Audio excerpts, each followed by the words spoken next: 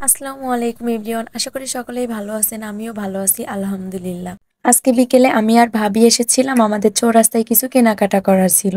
তো কেনাকাটা শেষ করে দোকান থেকে বের হয়ে ভাবলাম একটু চটপটি খাই।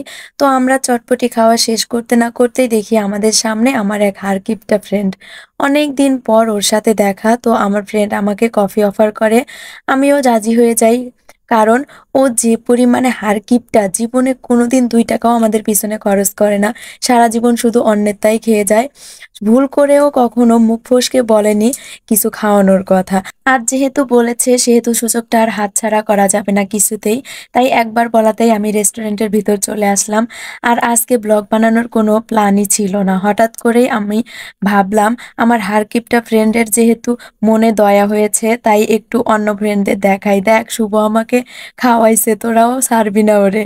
যদিও শুধু কফি খাবো আর একটু আড্ডা দিব ভাবছিলাম, বাট আড্ডা দিতে দিতে অনেক কিছুই খেয়ে ফেলছি। আমাদের চৌরাস্তার এই রেস্টুরেন্টটার লাইটিং যে এত বাজে হবে ভাবিনি। ভিডিওতে একটুও কিছু দেখা যাচ্ছে না, লাইটিংটা আর একটু ভালো হতে পারতো। যেহেতু লাইটিং ভালো না তাই ভালোভাবে ভিডিও করতে পারিনি। এদিকে আমার ফ্রেন্ড বলছে ভিডিও করবি আগে বলবি না, একটু ভালোভাবে প্রস্তুতি নিয়ে আসতাম।